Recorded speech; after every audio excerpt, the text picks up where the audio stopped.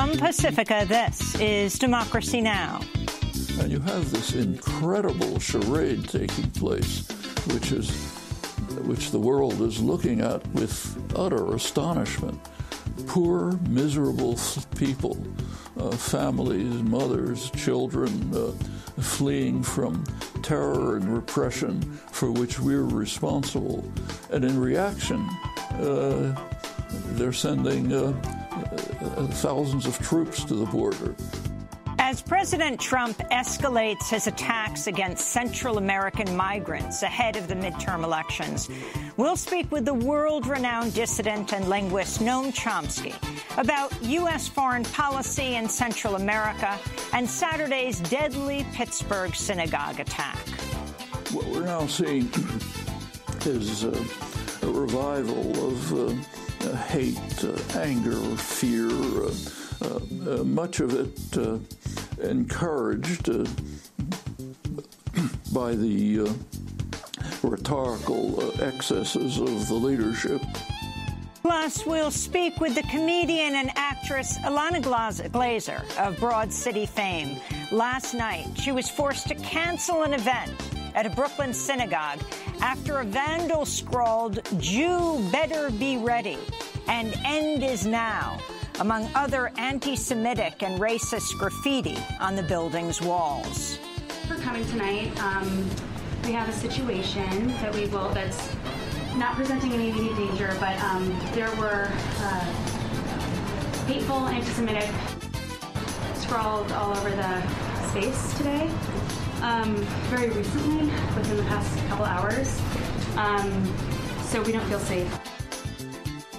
Ilana Glazer will talk to us about what happened. Democracy Now! Was at the event. I was one of the people she was scheduled to interview about covering the midterm elections. All that and more coming up.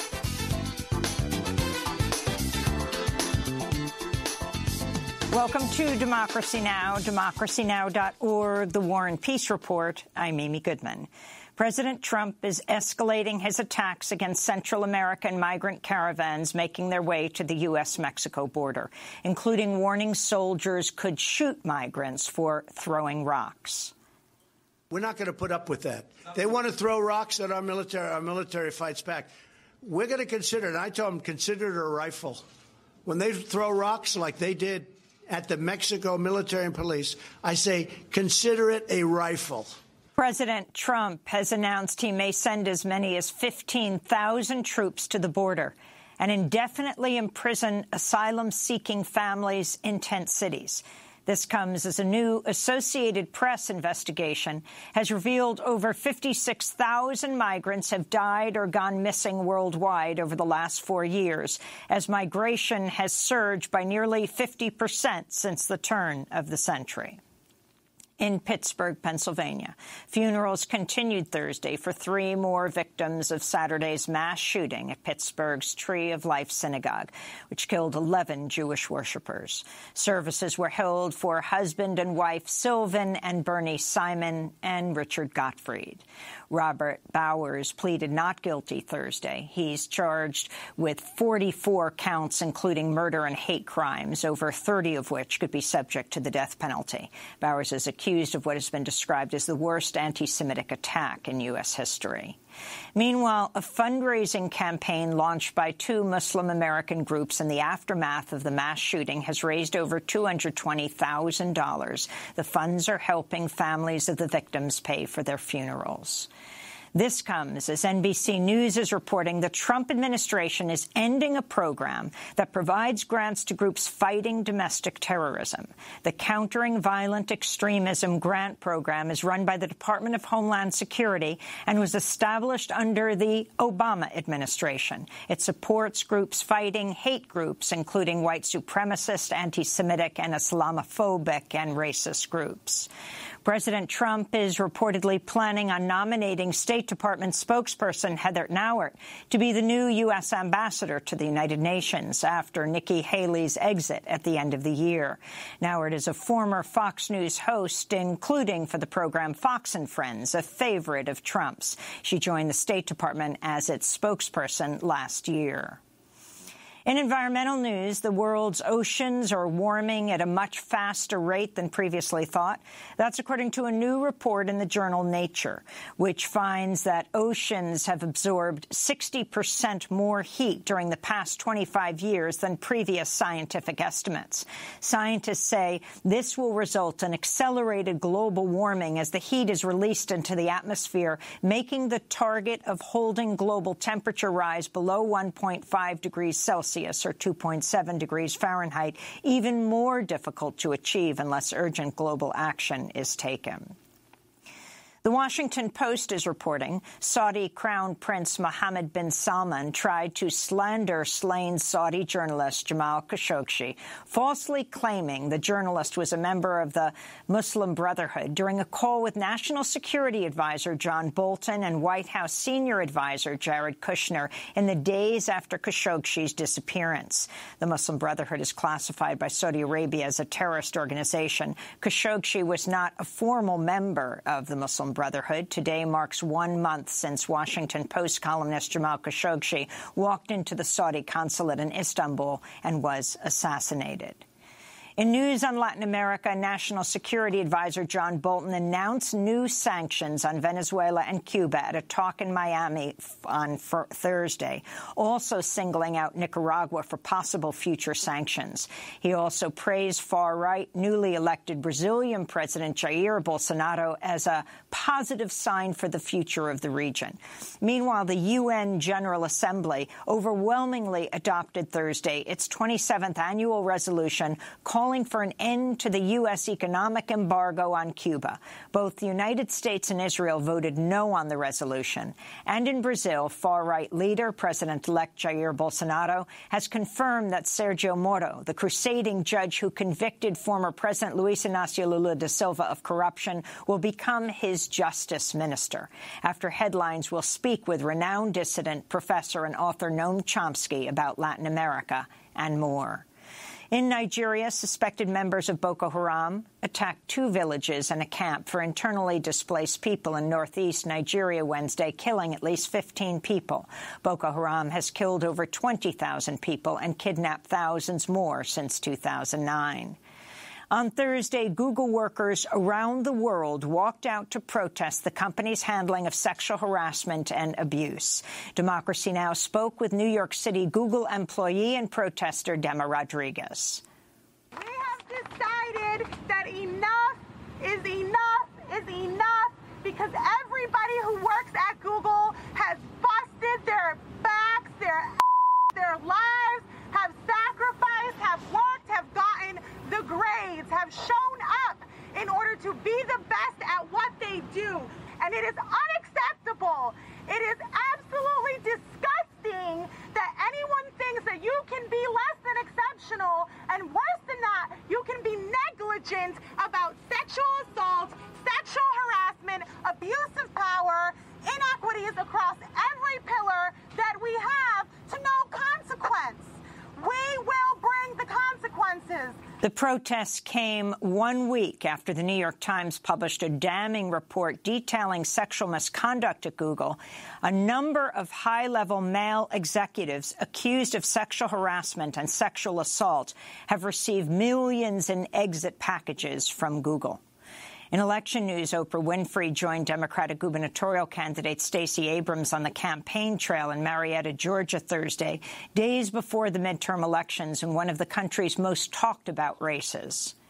I'm here today because of the men and because of the women who were lynched, who were humiliated, who were discriminated against, who were suppressed, who were repressed and oppressed for the right, for the equality at the polls. And I want you to know that their blood has seeped into my DNA, and I refuse to let their sacrifices be in vain. Oprah also told crowds she's not hitting the campaign trail to test the waters for her own political run. Back in the United States, Iowa Republican Congressmember Steve King lashed out at a college student at a campaign event in Des Moines, Iowa, Thursday for asking about how King's personal beliefs line up with those of the Pittsburgh shooter, Robert Bowers. You and the shooter both share an ideology that is fundamentally anti-immigration. Do not associate me with that shooter. I knew you were an ambusher when you walked in the room, but there's no basis for that, and you get no questions, you get no answers. I was about to ask you what distinguishes your ideology. I was about to ask you what distinguishes your ideology. You crossed the line. It's not tolerable to accuse me to be associated with a guy that shot 11 people in Pittsburgh. I am a person who has stood with Israel from the beginning. The length of that nation is the length of my life. That was Iowa State University student Caleb Van Fossen. He also tried to ask Congressmember Steve King about his recent trip to Austria, where King met with an Austrian neo-Nazi group.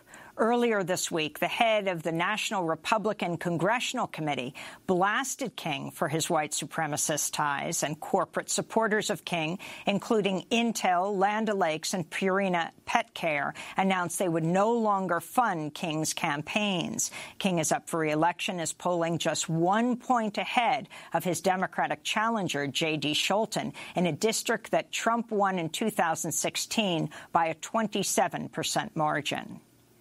And in New York, a political event hosted by Ilana Glazer of Comedy Central's Broad City at the Union Temple Synagogue in Brooklyn was canceled last night after anti-Semitic messages were found scrawled on walls throughout the building. Among the messages, "Jew better be ready," "Insert oven here," "End is now," "Hitler," and "Free smoke for N-word Jews."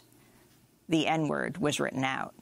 The graffiti comes amidst a surge in anti-Semitic hate crimes nationwide, including Saturday's massacre of 11 Jewish worshippers of the Tree of Life Synagogue in Pittsburgh. I was scheduled to speak at Ilana Glazer's event about coverage of the midterm elections. On Thursday night, Glazer announced the cancellation to hundreds of people. Hey, y'all. Thank you for coming tonight. We have a situation that's not presenting any immediate danger, but there were hateful anti-Semitic scrawled all over the space today, very recently, within the past couple hours. So we don't feel safe. This wasn't the event, you know what I mean? This is, but we are experiencing this together, and this is something for us to think about, gather around, organize, and activate, and we'll follow up with the story and who I was hoping to show you guys, these local candidates who are running tight races who need your help canvassing this weekend.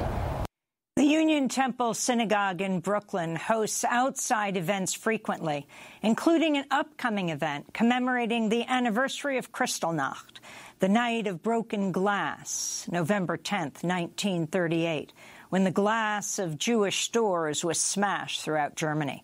Ilana Glazer will join us later in the broadcast. And those are some of the headlines. This is Democracy Now!, democracynow.org, The War and Peace Report. I'm Amy Goodman. As President Trump escalates his attacks and threats against the Central American migrant caravans making their way to the U.S.-Mexico border, the Trump administration unveiled new sanctions against Venezuela and Cuba Thursday. National Security Advisor John Bolton declared Venezuela, Cuba, and Nicaragua to be part of a troika of tyranny and a triangle of terror.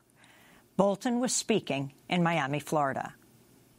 We will no longer appease dictators and despots near our shores.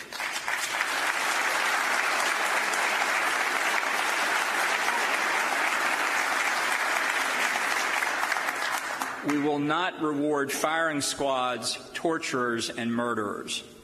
We will champion the independence and liberty of our neighbors.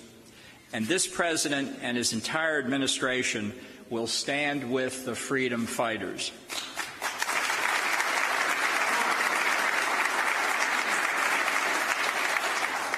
The troika of tyranny in this hemisphere, Cuba, Venezuela, and Nicaragua, has finally met its match.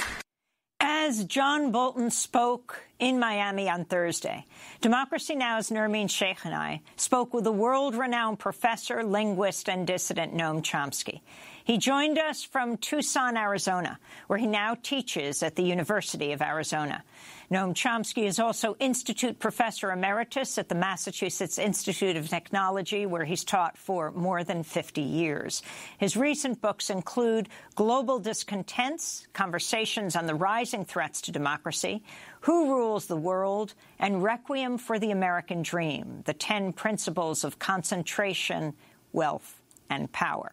I began by asking Professor Chomsky to respond to NSA National Security Advisor John Bolton's remarks on Latin America. Well, that, of course, immediately brings to mind the axis of evil speech of George Bush back in 2002, which was the precursor, laying the groundwork for the invasion of Iraq, the worst crime of this century, with horrendous consequences for Iraq, eliciting ethnic conflicts that are tearing the region apart, a major atrocity. John Bolton was behind that, and his new troika. I doubt that the U.S. will dare to do something similar, but that's what it brings to mind.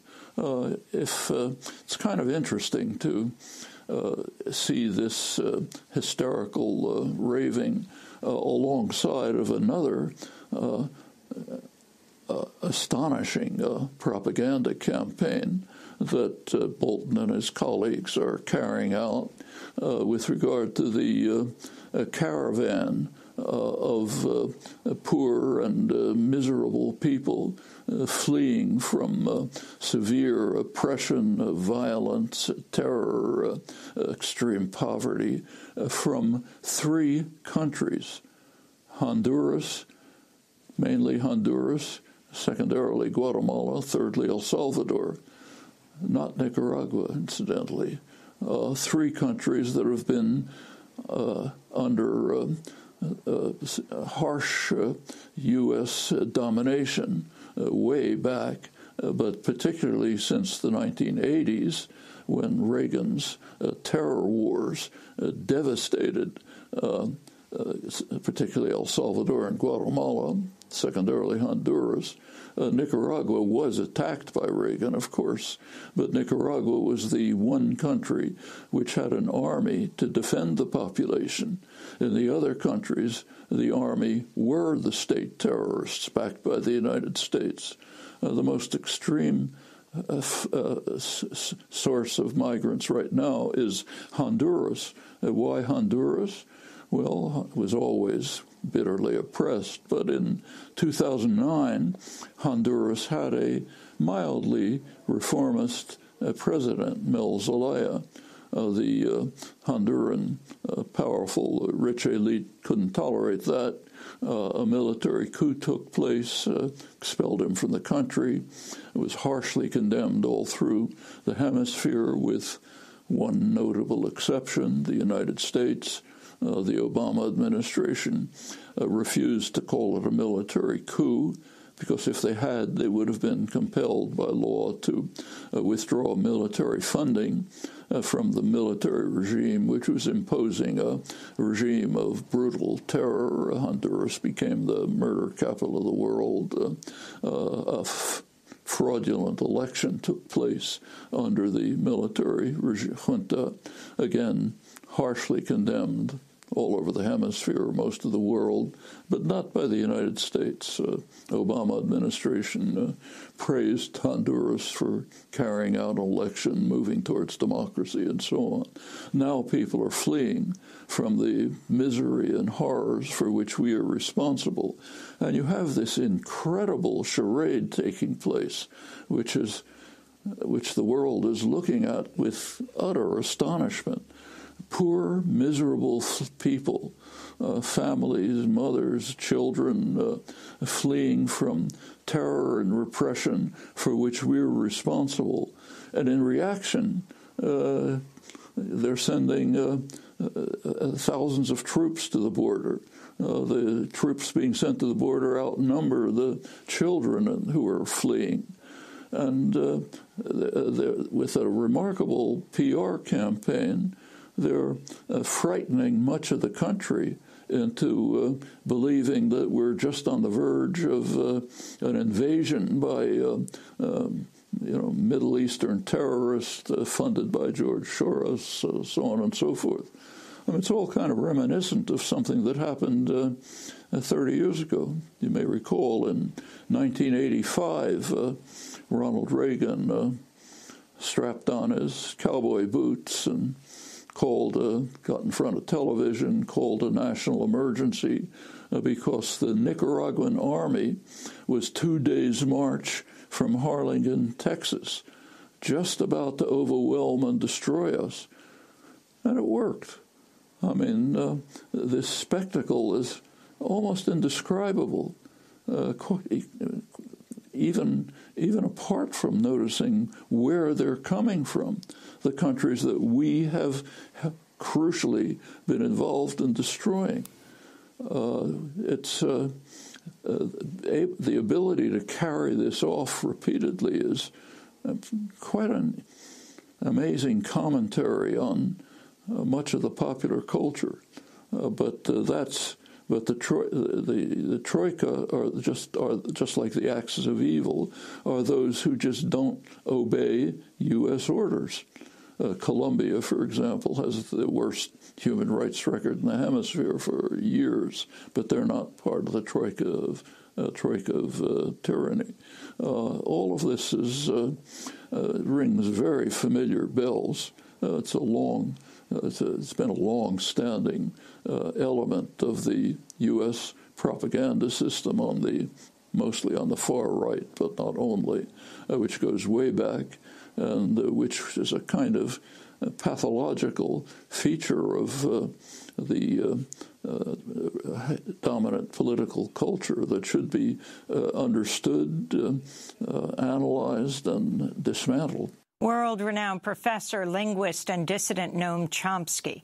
When we come back, he'll share his reaction to the Pittsburgh massacre in the synagogue. This is Democracy Now! Stay with us. Somos el barco, somos el mar, yo navego en ti, tú navegas en mí. We are the moon, we are the sea, I sail in you, you sail in me. The stream sings it to the river sings it to the sea sings it to the boat that carries you and me. Somos el barco, somos el mar, yo navego en ti. Somos el barco, we are the boat, by Peter, Paul, and Mary. This is Democracy Now!, democracynow.org, The War and Peace Report. I'm Amy Goodman. The nation is continuing to grieve the 11 Jewish worshippers who were gunned down at the Tree of Life Synagogue in Pittsburgh Saturday, in what's being described as the worst anti-Semitic attack in U.S. history. Funerals are held Thursday for 3 more victims of the shooting, husband and wife Sylvan and Bernie Simon and Richard Gottfried.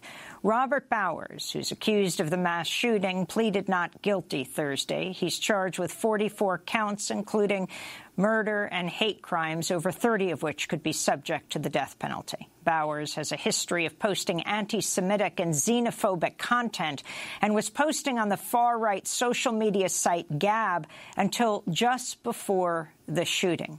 He referred to the migrant caravan as an invasion, repeating the words that President Trump uses. We continue our conversation now with Noam Chomsky, the world-renowned professor, linguist, and dissident. He was born in Philadelphia, Pennsylvania, Chomsky was. I asked him about the synagogue shooting in Pittsburgh and other recent right-wing attacks. When I was a child, the threat that fascism might take over much of the world was not remote. That's much worse than what we're facing now. My own locality happened to be very anti-Semitic. We were the only Jewish family in a mostly Irish and German Catholic neighborhood, much of which was pro-Nazi, so I could see it right on the ground. What we're now seeing is a revival of hate, anger, fear, much of it encouraged by the rhetorical excesses of the leadership, which are stirring up passions, terror, even the ludicrous claims about the Nicaraguan army ready to invade us, Ronald Reagan, the caravan of miserable people planning to kill us all. All of these things, plus, praising somebody who body slammed a reporter, one thing after another. All of this raises the level of anger and fear, which has roots. The roots lie in what has happened to the general population over the past 40 years. People really have faced significant distress. It's an astonishing fact about the United States is that life expectancy is actually declining. That doesn't happen in developed societies apart from, major war or a huge famine. But it's happening because of social distress, and not necessarily impoverishment. The people who are demonstrating this fear and resentment may be even moderately affluent, but what they see is they're stagnating. In the past, there was, you had this dream. You worked hard, you could get ahead, your children would be a little better. Now it's stopped. It stopped for the last 40 years as a result of very specific socioeconomic policies which have been designed so that they sharply concentrate wealth, they enhance corporate power, that has immediate effects on the political system in perfectly obvious ways, even to the point where lobbyists literally write legislation. This onslaught has literally cast much of the population aside. They're stagnating. They're not moving forward. They see no prospects. And they're bitter and angry about it. And this anger and bitterness can take pathological forms. It could take very constructive forms. It could lead to popular organized movements which would dedicate themselves to overcoming these blows against decent human existence, which certainly can be done. The groundwork for that has been severely undermined, for example, by the careful planned destruction of labor unions, the main force historically for leading the way towards more progressive, humane policies. All of these are a package. They've all gone together for 40 years, as precursors, of course, and it has led to a situation where you get an outburst of what Gramsci once called morbid symptoms, pathological developments of the kind that you mentioned, growing out of a soil that is rich in incitement to such things happening. So, and then if you could talk about specifically the targeting of the Jewish worshipers, and the clear connection that the shooter made between this temple and HIAS, what's formerly known as the Hebrew Immigrant Aid Society, the group that has helped to resettle refugees of any religion for well over 100 years. And he repeated words that Trump has begun using raising more and more about, they're helping the invaders come in. If you could respond specifically to that. Well, I think it's pretty clear. These whipping up terror about invasions, people pouring across the border to plan to kill us all, to destroy our civilization. You take people who are already somewhat disturbed, living under harsh conditions.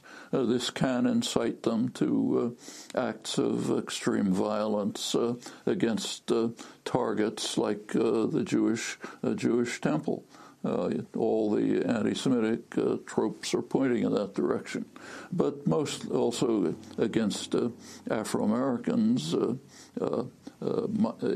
immigrants, any vulnerable population. Or population that's easy to target for lots of cultural and historical reasons.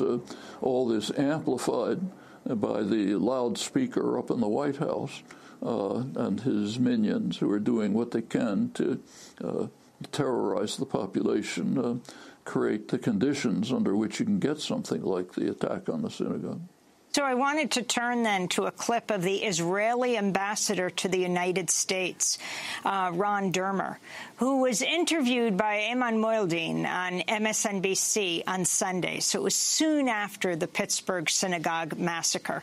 Dermer was asked if Trump's rhetoric is in part to blame for the massacre. I see a lot of bad people on both sides who attack Jews. This is not the first time that a Jewish community has been attacked. It is the worst anti-Semitic attack in 200 years in the United States, that you have 11 dead. Dermer said no world leader had made stronger statements against anti-Semitism than Trump. And then he went on to blame both sides. To simply say that this is because of one person, or it only comes on one side, is to not understand the history of anti-Semitism or the reality of anti-Semitism. One of the big forces in college campuses today is anti-Semitism, and the anti-Semites are usually not neo-Nazis on college campuses. They're coming from the radical left. This is right after the white supremacist attack on the synagogue, and the Israeli ambassador to the U.S. is now injecting, saying this comes from both sides.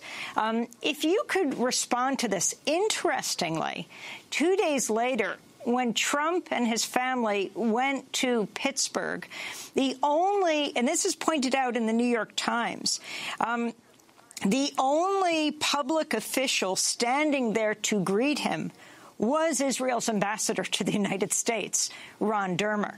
People like the Pittsburgh mayor and the others said this was not the time to come. Well, I think it's quite easy to understand. There is an alliance of reactionary, repressive states developing under the U.S. aegis. Israel is a leading member of it. Saudi Arabia is another, one of the most brutal, regressive, harsh states in the world. United Arab Emirates, Egypt under the harsh, brutal dictatorship. The United States, Israel and the United States, of course, very, especially under this, the alignment goes way back. But the Trump administration has gone way out of its way to lend support to Israeli crimes, Israeli expansion, and the Israeli right wing, of course, which is increasingly dominant, is delighted. So the fact that say the Israeli ambassador would come out and say that is really no more surprising than the fact that John Bolton would praise the election of a strong advocate of torture, murder, and repression. It all fits the same pattern. This issue of the number of people who died this weekend, the horrific massacre, 11 Jews died, the model of the coverage of knowing who each person was, hearing their names, their life stories, their ages, who their families were, knowing when the funerals are taking place through the week. What about this being a model for what's happening in Gaza? I mean, for example, on, I think it was Friday, 6 Palestinians were killed with those ongoing protests near the separation wall. Israeli military has gunned down more than 200 Palestinians. That was Friday, 6 Palestinians died. And on Sunday, 3 Palestinian teenagers were killed in an Israeli airstrike on the Gaza Strip. Your thoughts on Dermer trying to make this connection, to get away from the issue of white supremacy and somehow, some way, blame the left? Well, remember, all of this in Gaza is being done with overwhelming U.S. support, even U.S. weapons, literally. Gaza is on the verge of becoming literally uninhabitable. The international monitors, UN and others, have warned that within just a few years, it may be literally unlivable. I mean, right now, there's virtually no potable water. The sewage pours into the sea because Israel has bombed and destroyed the power plants and the sewage plants. Back in 2005, when Israel withdrew its illegal settlers in Gaza and moved them to illegal settlements in the West Bank, it imposed a siege on Gaza. The official terms for that, official, I'm not making this up, are we have to impose a diet on Gaza, not harsh enough so they'll all die, implication being that wouldn't look very good, but harsh enough so that they can barely survive. And there have been, quite apart from the brutal siege, there have been repeated attacks on Gaza by the Israeli army. Gaza is virtually defenseless. This is one of the strongest armies in the world, lashing out to devastate Gaza. There's always pretexts. There are pretexts for everything. Hitler had a pretext for invading Poland. He was protecting Germany from the wild terror of the Poles. And the Israelis, with U.S. backing, have concocted pretexts. No time to go through it here. There's plenty in print about it. Every one of them collapses on inspection. It's just a punching bag. And the effect on the people of Gaza is to create utter desperation. The current march is just an attempt to somehow break the siege and make life possible. The problem could be overcome easily simply by providing them with the opportunities for survival. That's it. Not trying to block every attempt at political unification of the factions. It's often been a pretext for another attack. Some of what's going on, parts of it we've seen, are just grotesque, like when a highly trained Israeli sniper murders a young woman far from the border who's trying to help a Palestinian volunteer medic, young woman who's trying to help a wounded man, and a sniper murders her. Highly trained snipers, they know what they're doing. The international monitors who've gone to the hospitals are shocked by the kinds of wounds they're finding, purposely designed to maim people so they'll barely, not kill them, but maim them so they won't be able to have even take part in the minimal life that exists there. Actually, Trump had a solution to this, to the misery of Gaza and the prospect that 2 million people, half of them children, will soon be in a situation of literal, beyond the possibility of survival. They had a lifeline, what it's called, the UNRWA support. international support, which was barely keeping them alive. So Trump's reaction is to cut support for it, and he even had a reason. He said they're not being grateful enough to me for my efforts to give them the ultimate deal that I'm planning. Ultimate deal, which means give up all your rights and forget it. Two leading American political analysts, specialists on the Middle East with long government service, Robert Malley, Aaron David Miller, really encapsulated the Trump program very simply. He said the Trump messages to the Palestinians: you've lost, forget it, go away, you're done. And because the people of Gaza are not sufficient on the West Bank, are sufficiently appreciative, let's cut the lifeline. In fact, let's even, as he did, cut support for underfunded Palestinian hospitals in the West Bank. Let's cut the funding for the UNRWA school in the Shatila refugee camp in Lebanon, still reeking from the hideous Israeli-run massacre there back at the end of their invasion in '82. You see little kids playing in the mud in dark alleys. They'll never get out. Children will be there, and so on. They had one hope, the UNRWA school. Good, let's kill that. All of this, these things are just one after another taking place, indescribable. I mean, the war in Yemen, which finally, at last, is getting a little bit of attention, has been a major horror story. The most careful estimates of the killing that are now just coming out show that there may be 7 or 8 times as high as what has been the numbers that have been given. They're in the order of 70 or 80,000.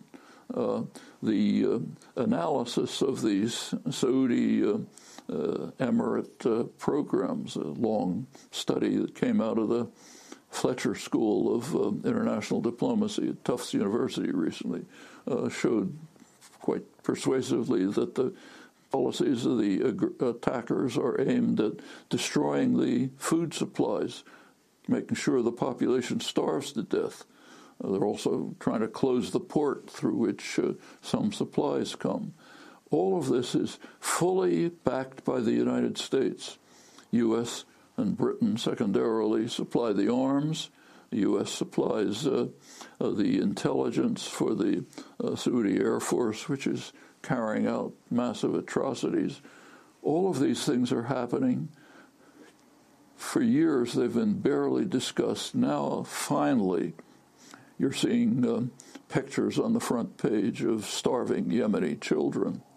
Even a call for a ceasefire, much belated, little attention to our crucial responsibility for it, just like our responsibility, which is overwhelming, for the plight of the miserable people trying to escape from the Troika, Honduras, El Salvador, Guatemala, the 3 countries that have been completely under our thumb and are suffering bitterly for it, now trying to escape. So we turn them into an invasion mob planning to destroy us. All of this is surreal. It only is overshadowed by the failure to attend even minimally to the literal existential threats that are not remote. Do you consider this one of the gravest times in your lifetime in U.S. politics now? It's one of the gravest times in human history. Humans have been around for 200,000 years. For the first time in their history, they have to decide, and quickly, whether organized human society is going to survive for very long. And that's not in the remote distance. The again, there are two, with all the problems and horrors in the world, which should be attended to, there are two existential threats, both being increased.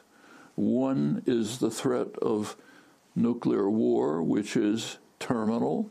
The other is the threat of severe environmental catastrophe, which doesn't destroy all human life, but does undermine the prospects for organized society. And you mentioned earlier a third threat, also dating back to the end of the Second World War. The end of the Second World War was the opening of the nuclear age. And as I mentioned, it's kind of a miracle that we've survived it. It's also the opening of what geologists are now calling the Anthropocene, the age in which human activity is radically affecting the environment. There's been debate about its origins. The World Geological Society more or less settled on the end of the end of the Second World War, the late 40s and on, where there was a sharp spike and damage to the environment. The third is what's called the sixth extinction, the extinction of species. The fifth extinction was around 65 million years ago, when it's assumed that a huge asteroid hit the Earth and ended the age of the dinosaurs. It destroyed most of the species on Earth. We're now in the midst of the sixth extinction, with very rapid destruction of other species and of the kind of environment in which they can survive, like wilderness, for example. We're pushing to the edge of not only our own survival, but that of much of life on Earth. So is it the most gravest moment in my life? Yes, but also in all of human history. And things like the election next week will have an impact on this. World-renowned professor, linguist, and dissident Noam Chomsky, speaking to us from Tucson, Arizona, where he is now teaching at the University of Arizona. He is the Institute Professor Emeritus of Linguistics at the Massachusetts Institute of Technology, where he's taught for more than 50 years, has written over 100 books, was born in Philadelphia, Pennsylvania. We'll air more of the interview with Noam Chomsky next week. This is Democracy Now! When we come back, Ilana Glazer joins us, yes, of Comedy Central, Broad City.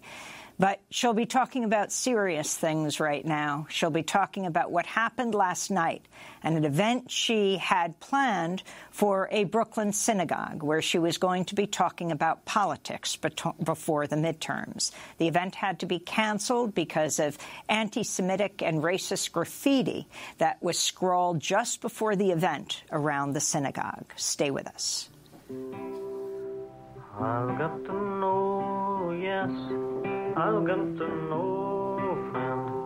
Hungry lips ask me wherever I go. Comrades and friends all falling around me. I've got to know, yes, I've got to know. Why do your war boats ride on my waters?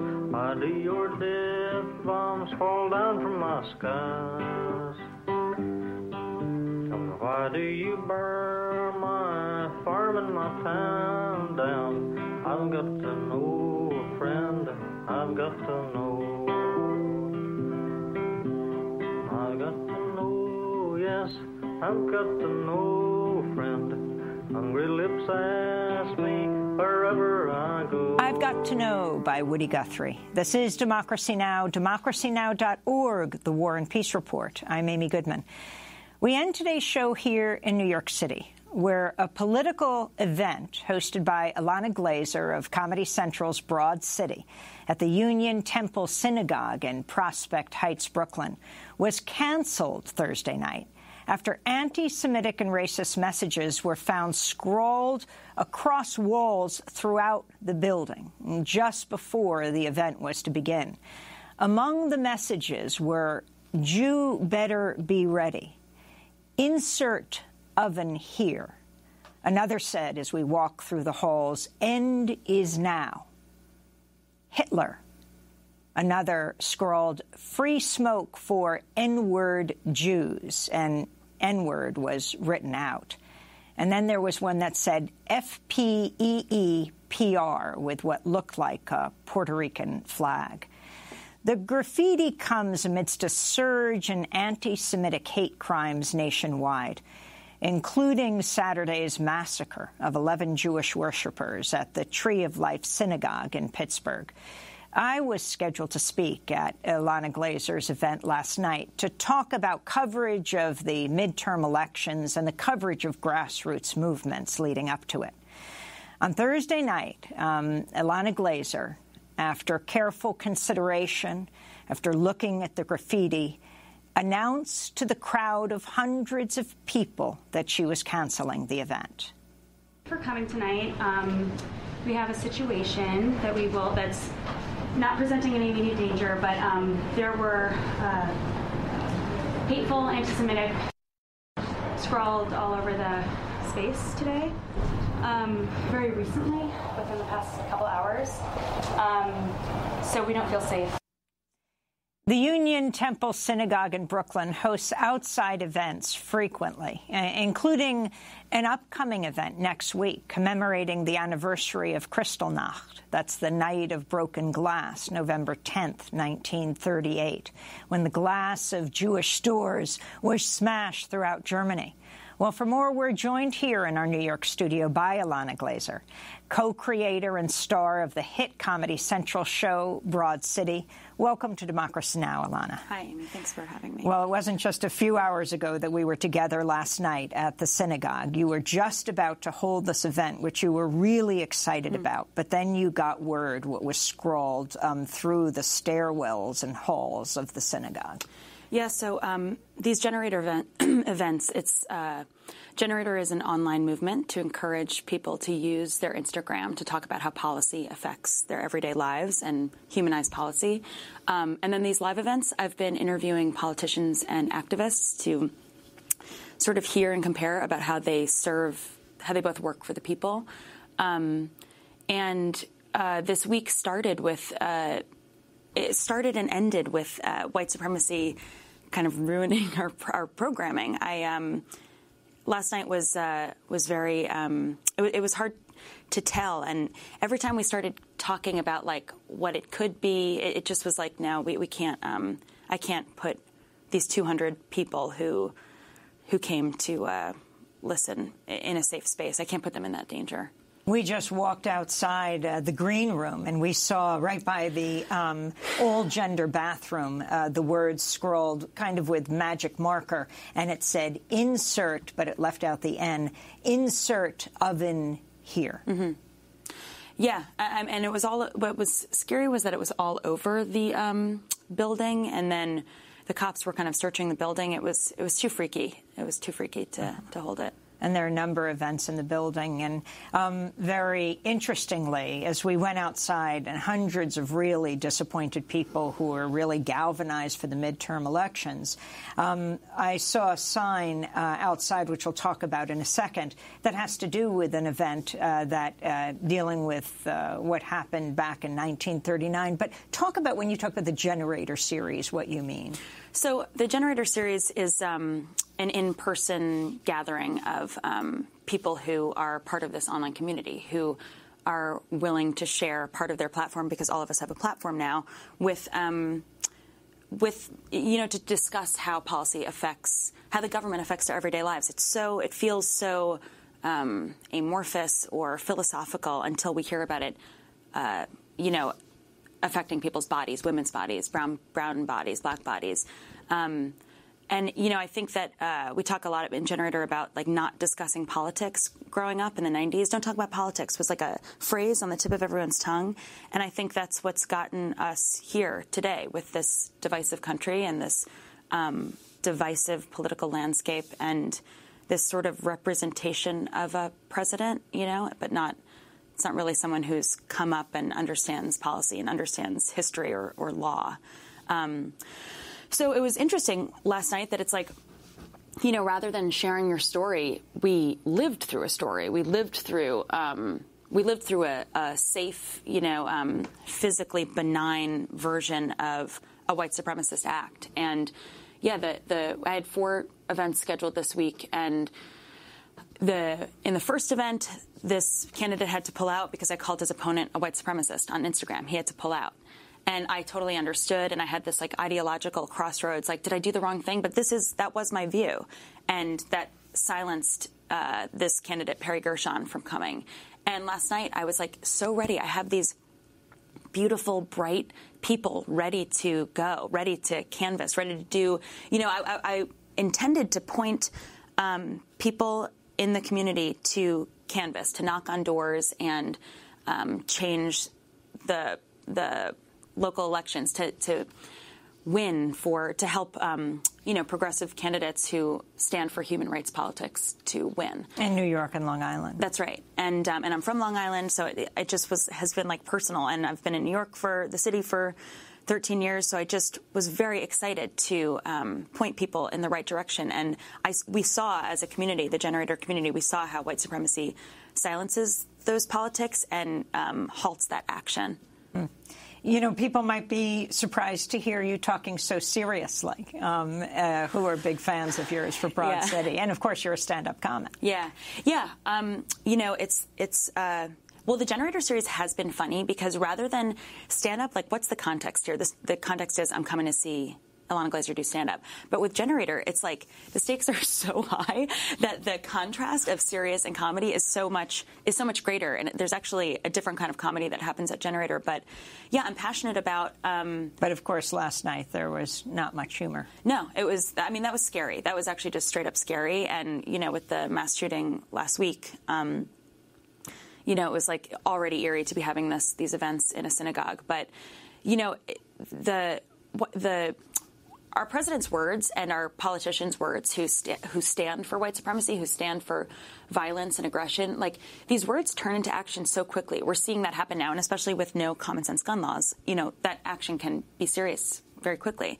And we weren't gonna take that risk. You refer a lot to your Jewish identity on Broad City. Mm-hmm. As we just have a minute to go, your final thoughts on what this all means. And again, there were other slur words too, like the N-word. Yeah, I do. My Jewish identity means a lot to me, and I implore other Jews to align themselves with those who are also othered in this country. This country was built on the backs of black and brown bodies, and Jews are in this weird middle space, but we are all othered, but we are all, as a unit, we are strong and can stand up and make change in these midterm elections. I hope that we do. I really hope that we do. Our voices matter, and we have to be a little more strategic about our safety, but we can make change very Ilana imminently. Glazer, I want to thank you so much for being with us. Ilana Glazer, comedian, writer, actress, co-creator, star of the hit Comedy Central show Broad City.